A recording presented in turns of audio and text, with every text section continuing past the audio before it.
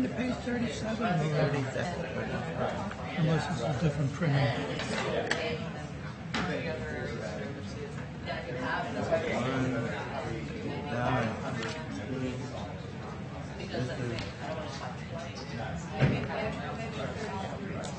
No, it's not 37. 33? And it's harder when you don't take classes. Because it's just hard to get back into a different type of study. This chapter 3. No, that's chapter 2. So it must be 38. Hi, everyone.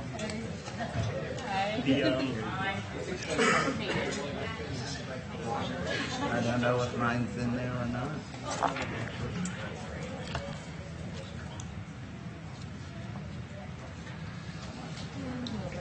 All right, a hush fell over the room, so I guess that's our signal. Good afternoon, everyone.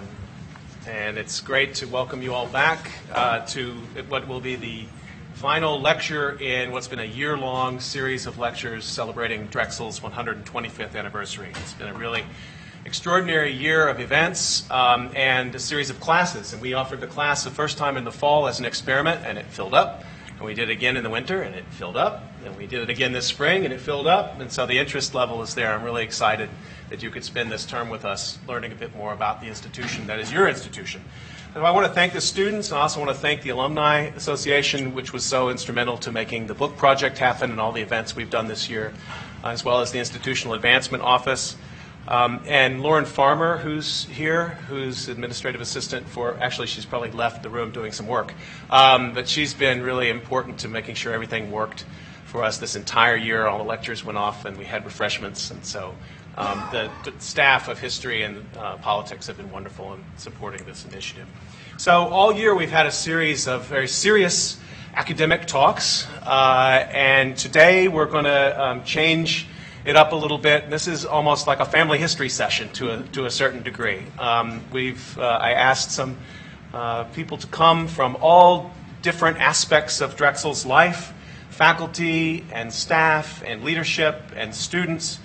And the idea is that the archives make history and the images make history, but of course the voices make the history too. And so today we're going to hear from the voices and different perspectives about Drexel's past, and I'm sure that'll bring us right up to the present. And then we will, the last part of our discussion today, have a chance to talk a bit about what we see in Drexel's future, and we'll invite your discussion as well. So with that, I'd like to introduce our speakers for today. I'm going to start down at the end of the table from me. Professor Edwin Gerber grew up in South Philly and started at Drexel in February of 1953 as a freshman student in electrical engineering.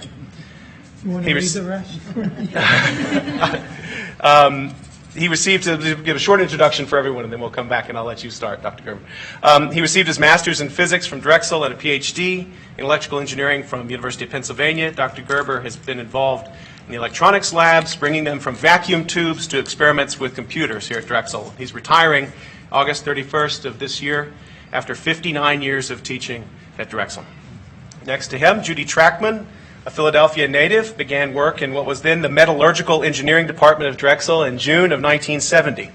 By the time she retired on June 30th of 2010, it had changed its name to Materials Science and Engineering. And after about 10 years at Drexel, she became administrative assistant with responsibilities including finances of research grants, scheduling teaching and assignments, and solving problems encountered by undergraduate students and graduate students and faculty. And she has lots of really great stories to tell. We got a chance to interview her last year for the book.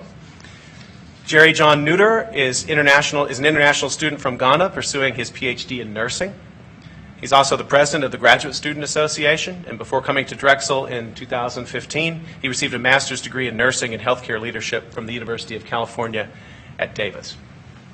Next, down the line, Rebecca Wiedensall is the Assistant Vice President for Student Life, has worked in higher education for 30 years. Her career has included positions in undergraduate admissions, intercollegiate athletics, and diversity and inclusion initiatives in student life. She currently oversees the Office, I'm going to have to read this fast because you have a very long brief, oversees the Office of Veteran Student Services, the Veterans Task Force, She directs the Directors of Undergraduate Advising Center for Learning and Academic Success Services, Drexel Autism Support Program, Act 101, Summer Bridge, Dragon Navigators, and the Lewis Stokes Alliance for Minority Participation. She's a graduate of Gettysburg College and also of Drexel University. And next, David Kaganovsky is the worldwide CIO and head of tech consulting at Maxis, a global media agency which is part of the world's largest communications group, WPP. David graduated with a degree in information systems from Drexel in 2005. While a student, he completed his co-op at Aetna US Healthcare, and he was a member of Alpha Pi Lambda fraternity. He has since served as an Alpha Pi Lambda chapter advisor, for which he received Advisor of the Year award in 2010. David has served on the Alumni Board of Governors since 2013, and he will become the new chair of the Alumni Board of Governors in just a few weeks. 95. I probably made a little mistake. I'd like to be 35, but 45. Oh, that's all right. No, if I give you a free 10 years, you're supposed to take it, David. Terrible 35. Never leave 10 years on the table. Megan Madrigal is a history major. She's from Whittier, California. She's a junior in the history program, and she's currently on co-op as a programs and events intern at the University City Science Center. She's involved with Her Campus, Drexel, an online magazine, and Tri Sigma Sorority, and she served as one of our very diligent research assistants on the book project, Building Drexel. And our last panelist, President Fry. John Fry was appointed Drexel's 14th president in 2010. He came to Drexel from Franklin and Marshall College, where he served as president beginning in 2002. From 1995 to 2002, he served as executive vice president of the University of Pennsylvania. And before joining Penn, he was a management consultant for higher education and nonprofit sectors, first with KPMG, Pete Marwick, and then with Coopers & Lybrand's National Higher Education Consulting Practice. A native of Brooklyn, New York, President Fry graduated from Lafayette College and earned a master's degree in business administration from NYU's Stern School of Business. That concludes our program today. And so as you can see, we have a really diverse and interesting panel. And I gave them a deceptively simple task when I asked them to participate today. I said, just tell us a little bit about what might be your Drexel story. If you had a few minutes to share with people your defining moment at Drexel, what brought you here, what has defined your time here, what would that story be? And so I'm going to ask Dr. Gerber if he would start, and then we'll just come down the line. Dr. Gerber? Besides my 83-year-old vocal cords, I have a cold, sore throat, so I'll try the best I can. As a young child, I was always playing with electrical toys. So I knew in high school I wanted to be an electrical engineer. I decided to go to Drexel Institute of Technology, mainly because of the co-op program, and I knew it had a good engineering program. To give you a feel for the time, 1953, tuition was $300 a quarter. Give you a feel. I bought my first textbook used for $3.50. I just still have it. It was on calculus. At the time, Drexel had a practice that there were no classes between 1 and 1:30 p.m. every weekday.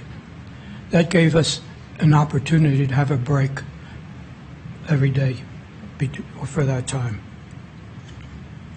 Drexel had a mandatory ROTC program as a member of the, what's it called? Yeah, because they were, okay, correction from my wife. But we had a mandatory RTC program where we learned how to clean and shoot a rifle. I remember that well. When I graduated in 1957, I accepted a position as an instructor in the electrical engineering department. My salary was $4,000 a year. I was assigned a 12-hour teaching load and asked to develop a new electronics lab. What had been in a vacuum tube lab became a transistorized solid-state lab, and I've been working on that ever since.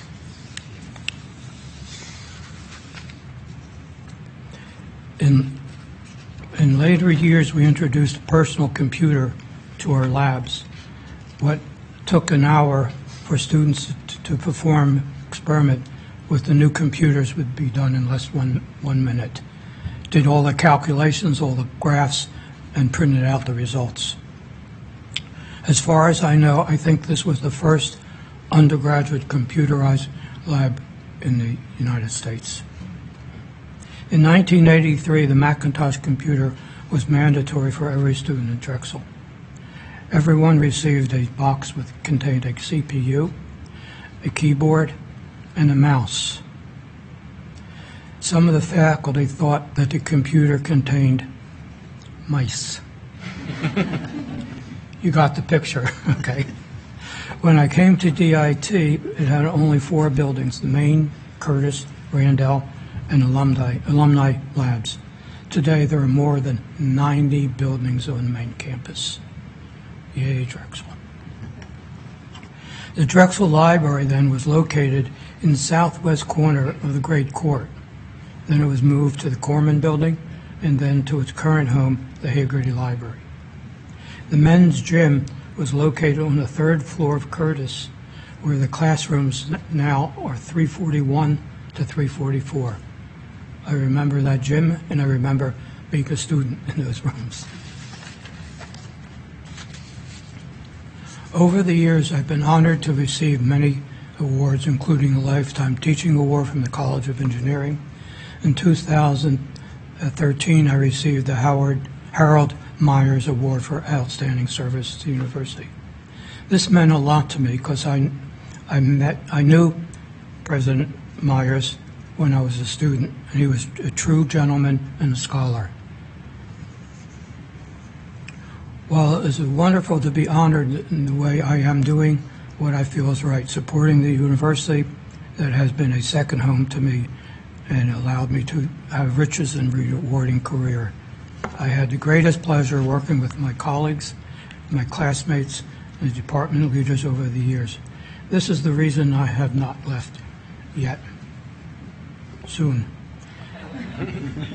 In addition to all this, almost 53 years ago, a colleague of mine in my department fixed me up on a blind date with my wife. Remember? 53 years ago. But now, after a total 64 years, it's time to say goodbye. One more comment. As a faculty member in the EE department, I was able to take my master's degree in physics free of charge. I didn't want to take a master's in my department by teachers, my colleagues. I didn't want to do that. Years later, I went to University of Pennsylvania and got my PhD there. And Drexel had a policy: if you took advanced studies elsewhere, they would pay half your tuition. My wife was a faculty member at Penn. They had a similar situation. Spouse, half tuition. Do the math. My master's, my PhD cost me not 2 cents. Oh yes, thank you. $25 for a diploma written in Latin from Penn. Thank you.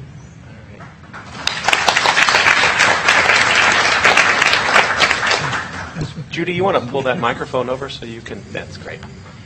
Okay.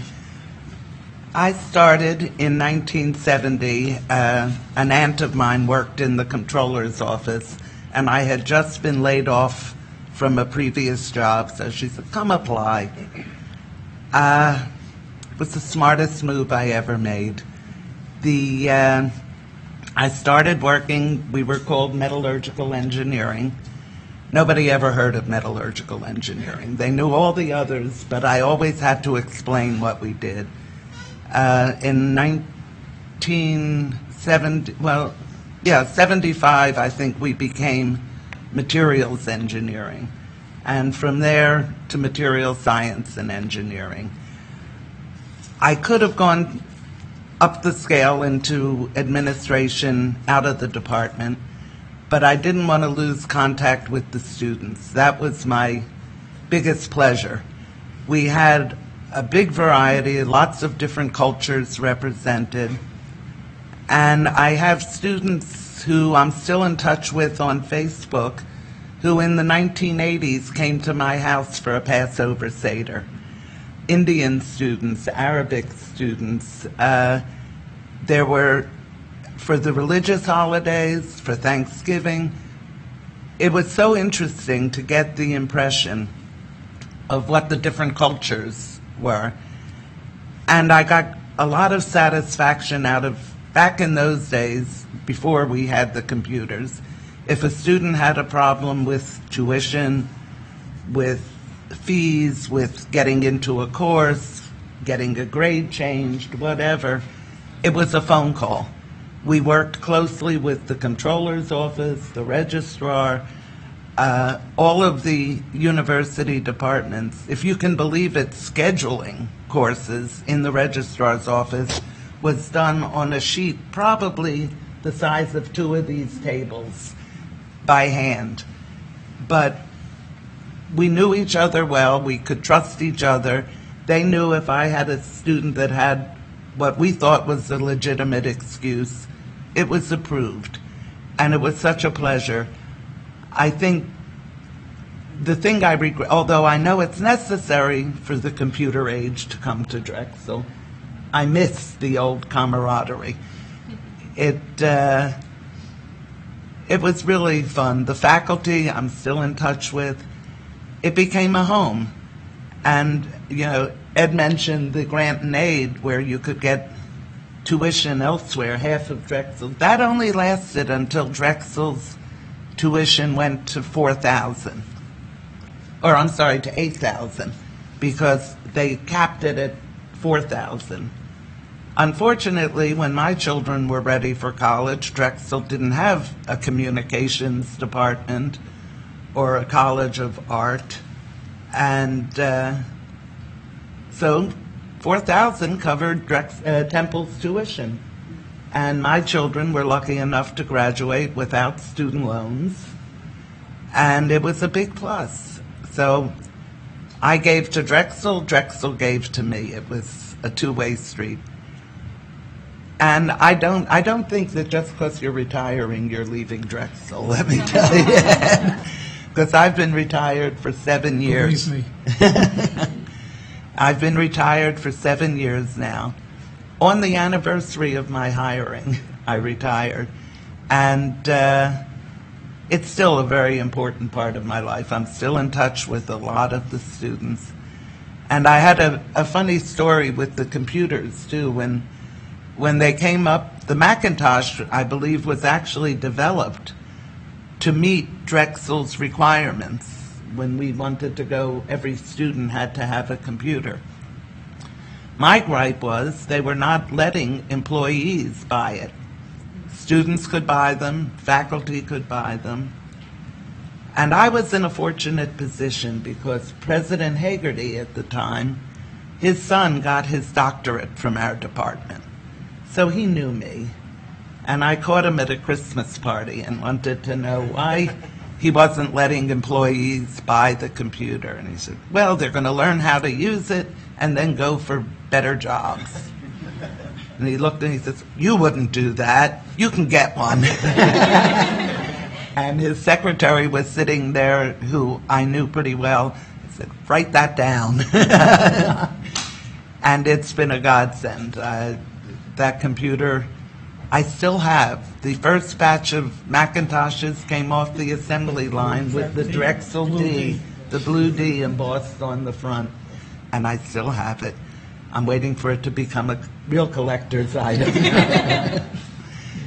And it was a wonderful experience, and I have no regrets.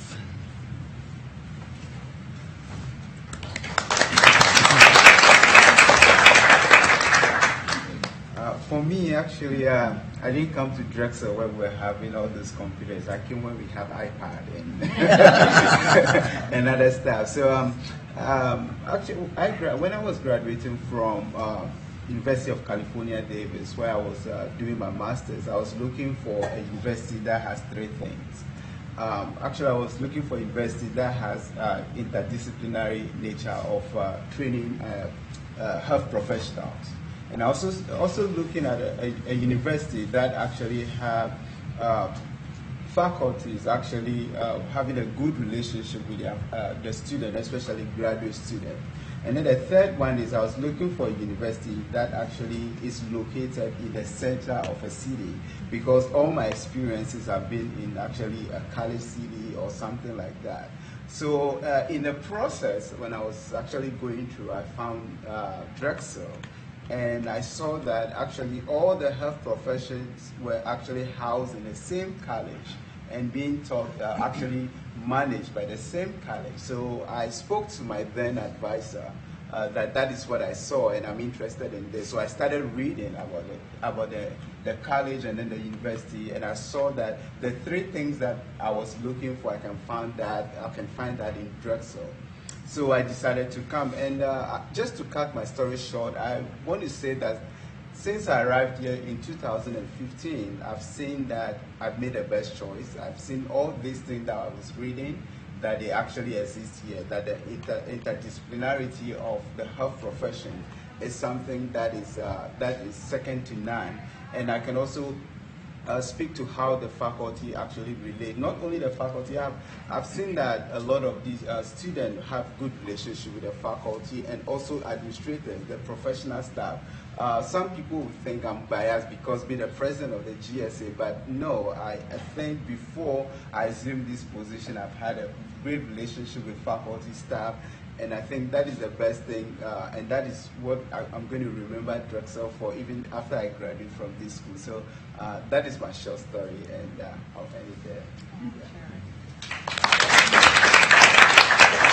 Very, very humble, and it's just a privilege to be here with all of you Dragons.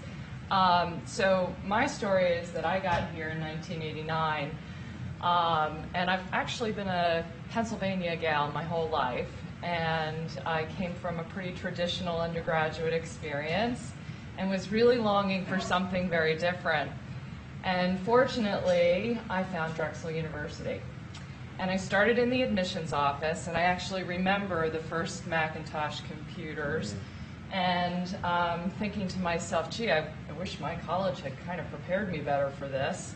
And fortunately, I had a lot of great colleagues, and that's one of the things that I will remember through and through about Drexel University is the collegiality and the willingness to help each other and teach and learn simultaneously from one another. So back in that era, they didn't have cell phones, and so when we were recruiting, you know, the two best friends that I had to try to find schools were Wawas and gas stations, because sometimes it was really hard to find these high schools and college fairs. But I grew a lot really quickly, and I think one of the things that helped was just, you know, always having challenges and being able to have new opportunities. One of the best opportunities that happened to me coming out of admissions was being able to work in athletics.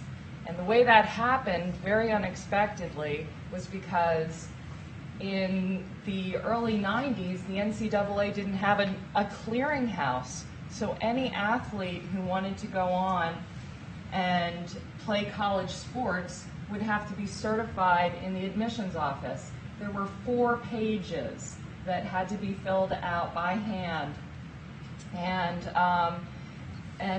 that was the process of clearing for Division I eligibility. And I really liked meeting with the students and the families, and years would go by, and I think, well, I wonder how they're doing.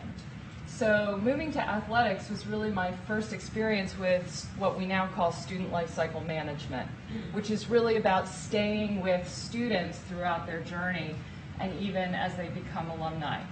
So in a very, in a microcosm of the greater university, that's where I really learned about, every step that a student takes, what's really important in that moment in their life, all the different resources that are available to us while we're here and to really celebrate the alumni and learn from them and continue conversations with them. So I moved from athletics, where I was able to create an NCAA compliance program and an academic resource room, which was recently named by the Chapel family, to student life. And in student life, I was presented with a whole new set of challenges, and including areas of diversity, inclusion, international students. My portfolio included Center City campus, student life, learning centers, one of my favorite things, and veteran student services. So, you know, when I came to student life, they said, make sense of this, Weidensaul, you know? And I said, you got it. They're communities.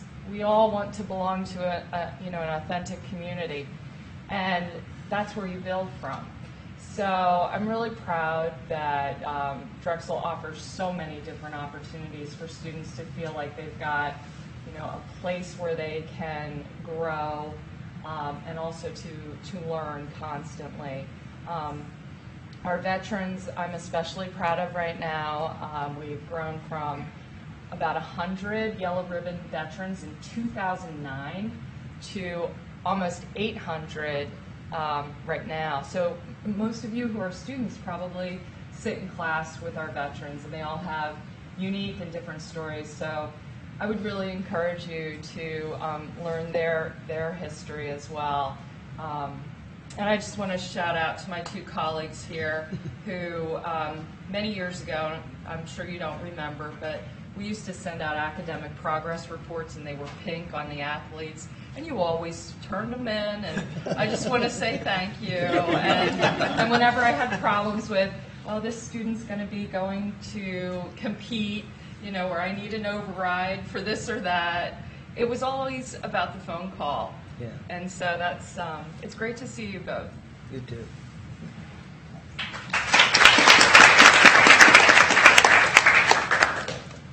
I don't have any remarkable computer stories. But then again, that's all I do for a living, so I'll just avoid that talk. Hi, everybody.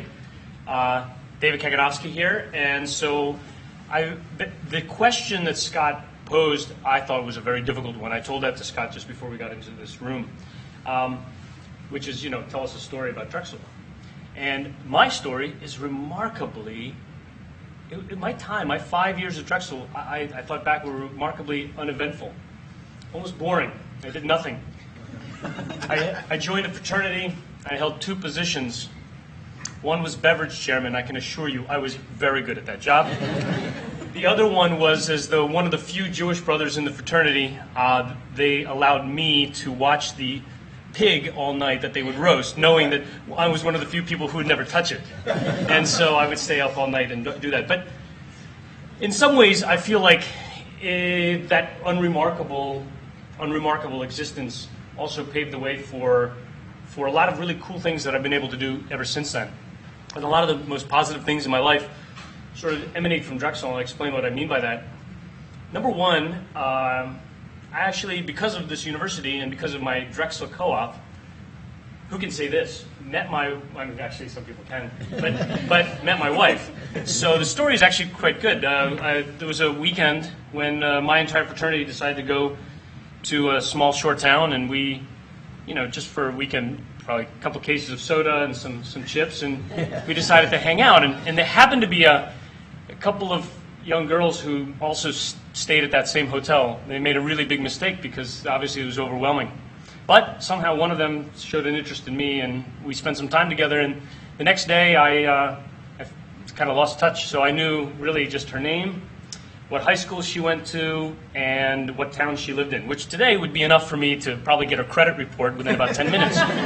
But at the time, as you can imagine, that wasn't so easy. So I went back to the General Services Administration over there at the Wanamaker building where I worked my co-op, and I told my co-op mate, my friend from Drexel, about this weekend and about this girl, and I only knew these 3 bits of information about her. And he said, "Oh, well, I went to a high school near there. I bet you we know somebody." And so the good news is when you work for the federal government, sometimes the workload is a little low, and mine was at that particular time. So we got on the phone and we started searching, and we actually never found her phone number. So I did the only thing that any normal person would do. I called the high school that she went to. She was a senior in high school. And I said, I met this girl, and I just need her phone number. Can you just give me her phone number? And you know what, you believe it? They did. So, yada, yada, yada. We have 4 children.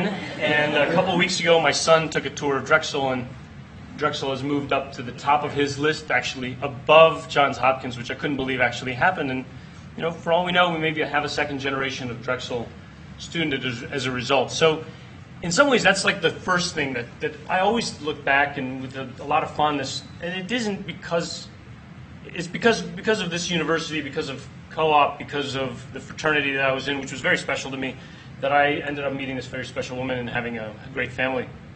And the second thing, and I really, why am I here today and why am I doing everything I'm doing? Well, this unremarkable student, and the lesson here, by the way, is that no matter how unremarkable you may think you are at a moment, the spark will come at the right time for you, and just look for that opportunity. It's a wave. Don't miss it.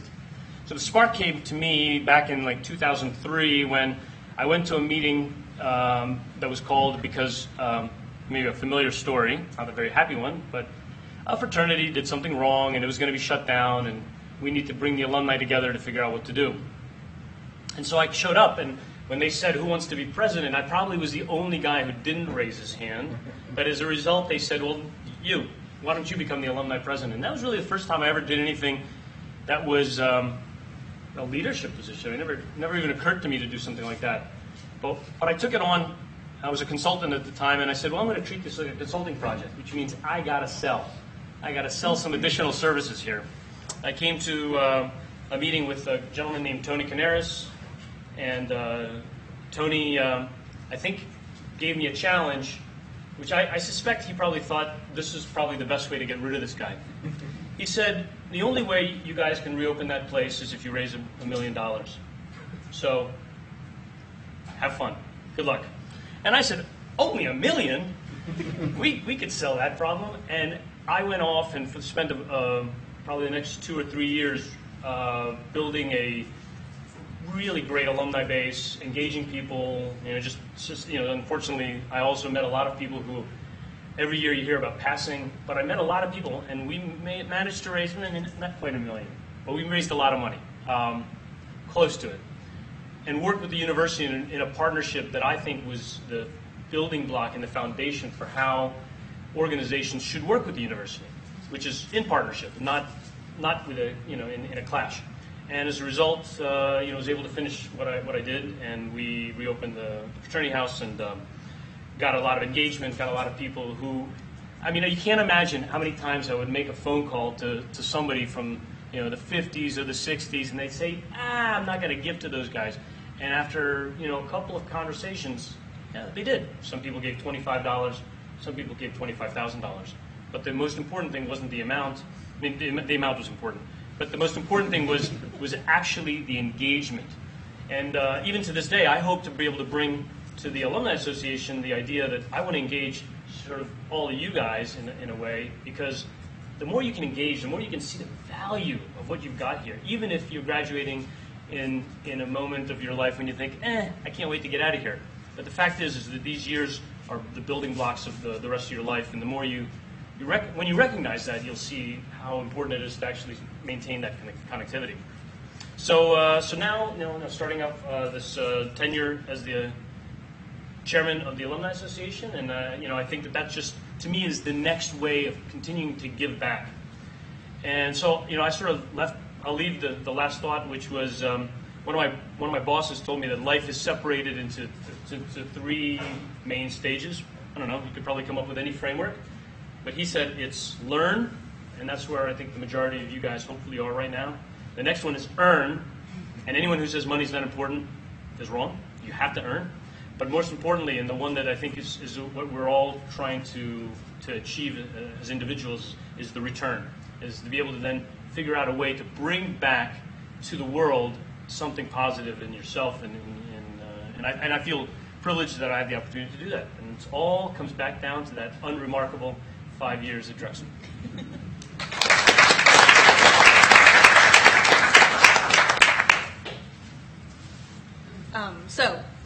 Maybe I should get closer. I don't have like a major point where I'm just like, this is the Drexel experience, but rather it's been a culmination of the past 3 years almost. And when I was applying for college, Drexel was nowhere on my list.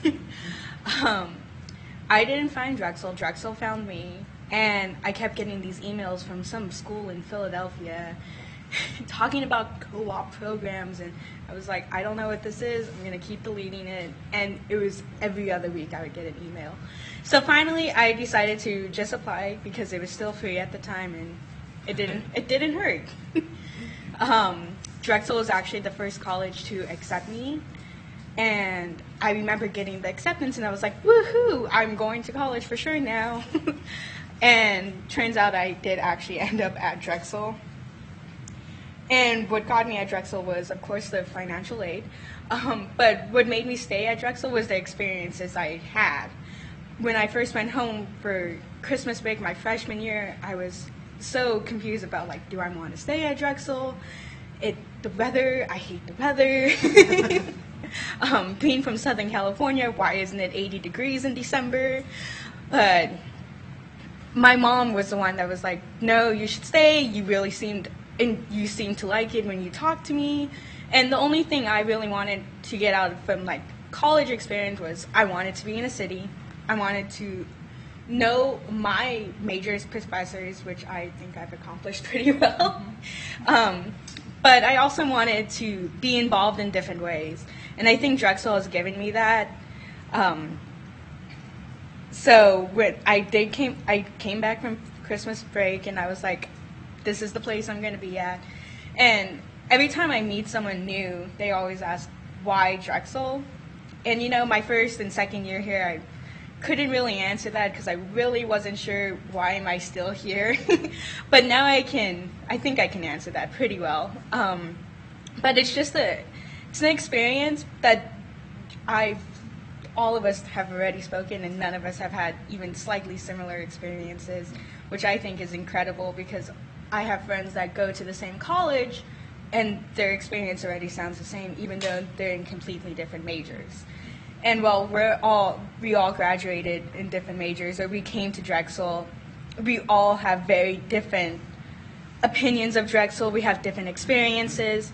And the experience that I've had is just, I'm a history major, but I'm working in a lot of marketing and business. Like right now, I'm working at the University City Science Center in programs and events, which is usually a LeBeau student does it, but I'm a history student, so I like to brag about that. But it's also the experiences that my professors have given me.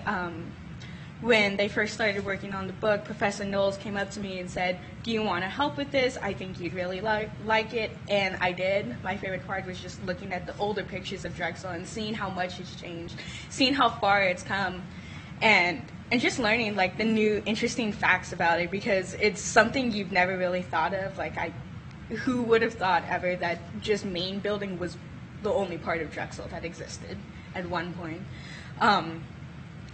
And then I've been abroad, and that was an amazing experience as well. And that was an experience. I didn't even find the program. Lauren helped me find the program, and I loved her. Just recently, Professor Knowles also asked me to help with another project coming on for the National First Bank. So, I'm excited for that. And there's just a lot of different experiences, and I think that's what my experience at Drexel has become. I still have another year and a half here, so I can't wait to see what that holds, but that's why I stay at Drexel.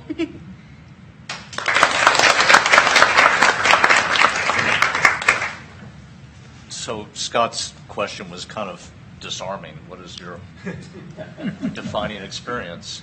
And as I thought about it, I recall my defining experience at Drexel had absolutely nothing to do with me. We had just found out that we had been the winners of a National Manufacturing Institute grant, which are the most hotly competed for and sought after major federal grants. And this one was to establish the Advanced Fibers and Fabrics of America, which is a big interdisciplinary center that focuses on knitting smart materials into garments for healthcare or for military protection or whatever it is. Really complicated, multidisciplinary. And this grant was $75 million from the Department of Defense. It was contested by hundreds of universities and various teams. And then I talked to Alistair Saunders, and he said, guess what? We just got named, along with MIT, as the co-leaders. And we were up against every great university in the country to win one of these things. $75 million with $240 million worth of cost share to basically set up a business that's going to bring smart fabrics to America, and in the process revive all sorts of textile manufacturers that had been going out of business and really didn't have a whole lot of hope. And those textile manufacturers employ a lot of people in areas where they're probably the major employer. So this is an industry that is really sort of going down the tubes, and this is now its great hope. So winning that against the best competition and the way in which we won it, and this is, I think, why this is the defining moment, not only a big win for our university against the very best, but also the colleagues who worked on this for more than a year were from CCI, Westfall, Arts and Sciences, Engineering, and Corporate Relations, and they in turn had a team of about 50 people who put this proposal together and did all this fantastic work. And I knew about it. I wasn't really involved. And when I got that word, I said to myself, this is a moment of arrival. Nothing like this had ever happened at our university before. And this is a moment when I felt we walked through the door to be a first-tier university on the merits, not because we market ourselves or brand ourselves that way, but simply because we won against the best. And the way we did it was as a team. And I think those two things together, for me, were a passage into another era for our university as we entered, by the way, into the 125th year. So that, to me, was my defining moment.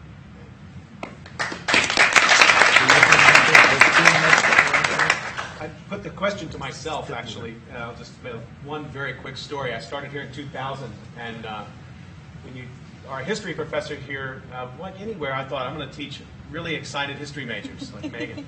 And my teaching assignment was the history of technology, History 285, which is a room full of engineers. 8 o'clock in the morning, Monday, Wednesday, and Friday. And I taught my course, and I had very well prepared the lecture notes, and I realized after the first couple of weeks I was losing them because I was using the notes and everything, and I sort of shifted to a much more sort of, I guess, engaged style, sort of come in with a big question and get people talking. And by the end of the term, one of the students came up to me, and I said, what did you think of the class? He said, it wasn't terrible. And I went back and I told one of my colleagues that story. He said, "Oh no, that's really good. That's what you want." It wasn't so terrible. Professor Seitz probably has similar stories. What I found was that the teaching experience I expected coming out of graduate school has not at all been the teaching experience I've had. It's been so much more rich because I've been teaching history, and urban history, and Philadelphia history, and Drexel history, to students who, some history majors, but they're actually students from across the university. And we've heard a bit about that in everyone's experience here. Drexel is a place that is, the term interdisciplinary is thrown around a lot in higher ed. This place, interdisciplinary, is at the core. It's in the DNA of what this place is about. So when I teach history of Philadelphia, the room has majors literally from every college across the campus. And so now I realize when I teach a class and somebody says, well, that wasn't terrible, I take that as a grade. I'm like, all right, that's great. Because they don't have to be in that room, most of them. The engineers had to be there at 8 a.m. But we've gotten quite a few of them to take a second class and sometimes even a third class. And we have engineers who are history minors because they found something that they didn't think was going to be interesting. And I think that's really what makes Drexel, among many other things, a really special place. So I'm going to stop there. We can tell other defining moments. But I want to switch it over now and talk a little bit about the future. And I have the right person to the right of me to ask this question first of. And that is, as we think a bit going forward a decade or two, what kind of challenges are in front of us, and what are some of the accomplishments that we might expect to see coming in these next couple of decades? So I think that we are one of the very few universities that has a chance to be a truly local and global university. So think about this. You're a student. You're going to spend time over in the Dornsife Center for Neighborhood Partnerships, which is our extension center, in a federal promise zone, one of the poorest areas in the country. And you're going to spend time and you're going to do work there. You're going to volunteer. You're going to tutor kids.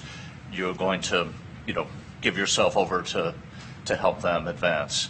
And then the next year, you're going to go to Africa as a Dornsife Global Scholar, and you're going to visit Zambia, and you're going to work with an organization called World Vision, which helps bring fresh water to remote African villages. They run a program called WASH, which is water hygiene and sanitation, and you're going to be in the field delivering those gifts of fresh water and best hygiene and sanitation practices to people who basically have almost no livelihood and no chance to advance. And by giving them the gift of that water and their health, they have an opportunity then to do actually something that will sustain them and maybe educate them going forward. And then you'll realize that the stuff that you were doing in Mantua and the stuff that you were doing in Zambia is actually all the same stuff. One was done in your backyard, the other was done, 8,000 miles away.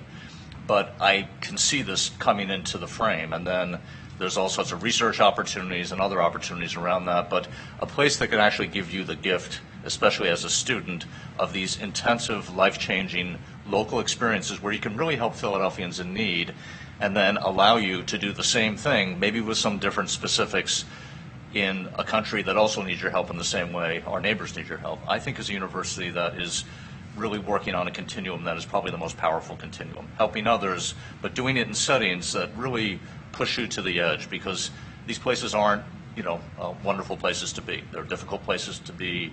There's a lot of misconceptions and preconceived notions. There's a lot of prejudice. There are a lot of tough issues you have to confront. So if we can be the kind of universities, not only for our students but also for our faculty, that gives them the opportunity to work end to end on those on that continuum, I think we've done something great. So my hope for the future is that we are truly a local and global university that can make those connections and do it not in a theoretical way, but in a personal and practical way. Just open this up to the panel, others who might like to reflect on hopes you might have for Drexel going forward into the next generation, or even some of the challenges you think the institution is addressing in meaningful ways, and then we'll open it up to the floor as well. Would anybody like to react to that? Thank you, President Fry. As if you spoke about me, actually my research is on water hygiene and sanitation in Zambia.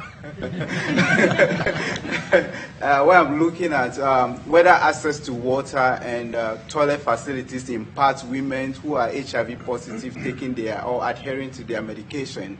And that is what I'm looking at as my dissertation project. So, and I'm doing that through World Vision and then the Dornsife Global Development Scholar Program.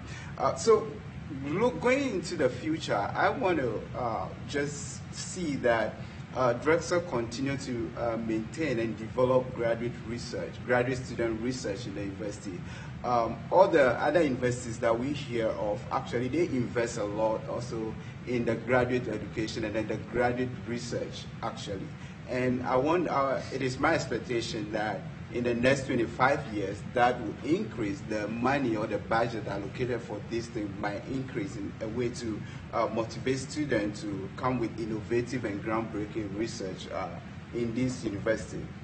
Another thing that I actually saw as the president of the GSA is that the last orientation, I met about 4 or 5 new students, and I spoke to them how they got into Drexel. And then I think the 4 or 5 told me that they met graduate students presenting their research at national and international conferences, and then they convinced them to come to Drexel. So being a president of the GSA, one thing I did, I quickly talked to my executive board, and we have a funding for graduate students who go actually to research from the small money we get from the university for our event. And we increased the travel award for graduate students to go present research at national and international conferences. To actually, it's a way to motivate these graduate students to continue as a way of recruitment for graduate students to come into the university. So I will just be glad to see that initiative carry on and then impact graduate students, and that will motivate us also to continue doing research in the university. So in the 25 years, that's what really I'm hoping to see. Thank you, Jerry. Judy? Yeah. I learned from one of the publications that I get through email about that Drexel had a research program in autism. I have an autistic grandson, and when I found that out, my son looked further into it, and my grandson now goes once a week to the music program that they have. He's only 4, not even 4 yet, so, but I like seeing that sort of thing available and would hope, if I hadn't gotten the publication, I wouldn't have known about it. The other thing I'm really pleased with is the community involvement that's going on at Drexel. When I retired, I looked for places to volunteer, and I learned that MANA has a group of students that come once a week, early in the morning, so it doesn't affect their class schedules, to volunteer. And I would like to see that continue and expand. I think that's a very important, it's not part of your degree program, but it's part of your life. So I can piggyback off of that. For me, the two things that kind of keep me up at night, or that I think about a lot, would be access to higher education, and then this whole ethos of inclusion. Because without that inclusion, you know, the collaboration piece that is so fundamental to solving these big problems in the world that we can do as dragons, becomes more of a challenge. So, for example, 500,000 young people with autism or on the autism spectrum are approaching adulthood, young adulthood, and ready for college. And so while we have an autism support program, we have a long way to go with that. So that is one of the areas that, you know, I feel especially responsible for in terms of finding, you know, the answers and making it better and hopefully making a difference for students who would like to come and be a dragon like us. So it's one small example. David? I'd like to build a little bit on sort of the global theme. I think it's really important that Drexel is a leader in global awareness from the students, meaning the experiences to understand, to experience the world that's out there. I think that that's something that is critical because the globe is shrinking. I mean, I work in a global environment and I visit, 5, 10, sometimes more countries almost every year. And what I see out there is a world that is really changing. And the world is changing in a way in which I think that even here in the U.S. we have to adjust. Otherwise, we're going to be left behind. And where I think the university can really take us into the future is not just academics, because of course academics that's the foundation. It always has to be there, and we have to be great at that. But I think what differentiates, or has the potential for differentiating Drexel and the United States in general, is a focus on bringing creativity, entrepreneurship, risk-taking to that scholarly work, because it is those things that actually I find to be the differentiators between us and actually many parts of the world that are quickly catching up to many of the fundamentals. And if we don't want to pass by, we've got to focus on bringing all those things forward. So let's open it up. We have time for a couple of questions maybe, or comments that people want to share. Sure, right here. I'll take an opportunity to talk to President Freud for undergraduate Tuesday. Congratulations. So I'm opening a question to you, but based on information from the panel.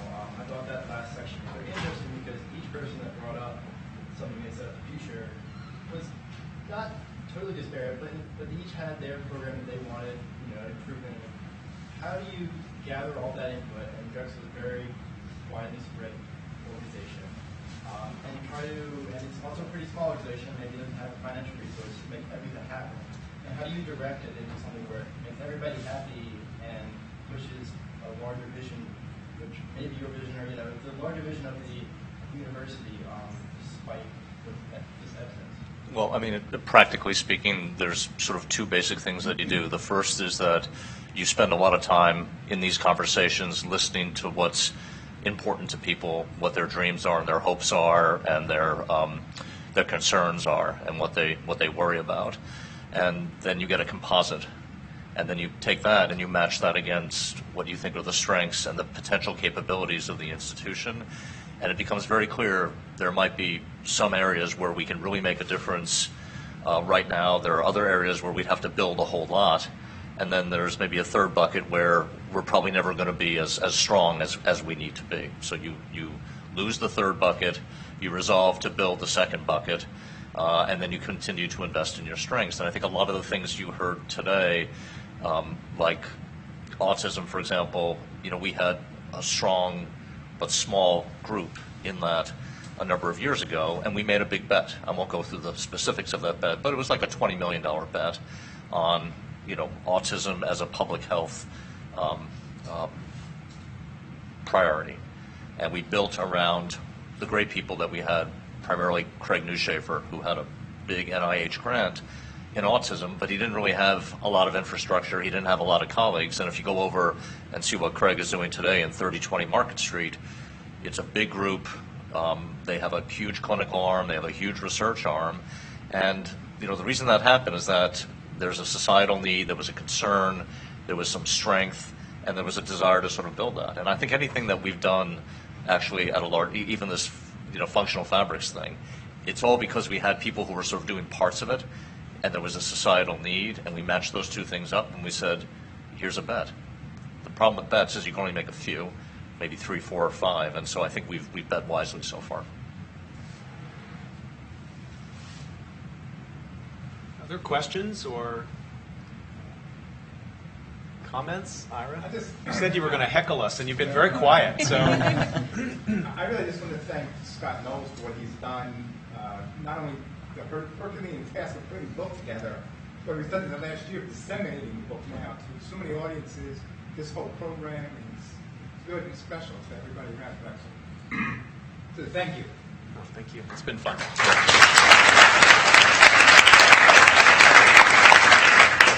And we should thank Ira, because Ira was the alumni board president who suggested this and then actually raised the funds to make sure it happened. And so they are true collaborators. Right, there you go.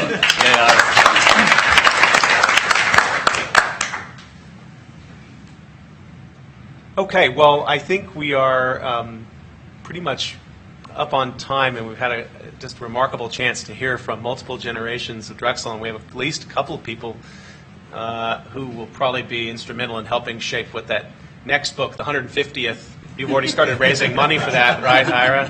And I expect Megan and Jerry are going to be central characters in that story. And I just want to reiterate some of what we've heard. Doing a project like this often is one person is hired from outside the university to write a story about an institution because they've written about stories about lots of institutions. President Fry charged us with a different kind of project. He wanted it to be academic and serious, but also inclusive of the university. And so we went out and recruited with the idea of having 12 authors, and we ended up with 34. Among them, many, many students. And so I think that speaks a lot to the culture of this place and the degree to which people feel, not that we're without challenges and things that we're striving for, but the pride we take in the community that we've built. So I think this is a good place to leave the conversation. There are cookies and lemonade up at the top, so grab some on the way out. I'm sure the panelists will hang around for a few minutes if you'd like to visit with them. Thank you all for helping to make this series outstanding.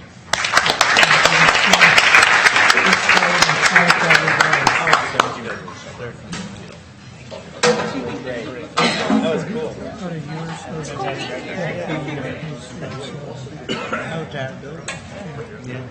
Thanks for participating. Oh, in Atlantic City, yeah.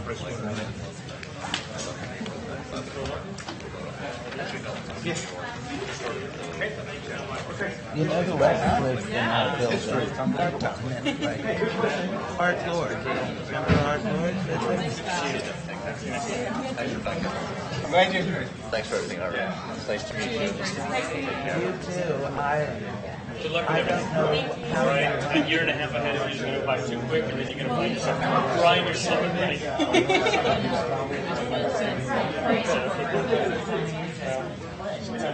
Just tell you, records. Yeah. Sometimes you just tell a story about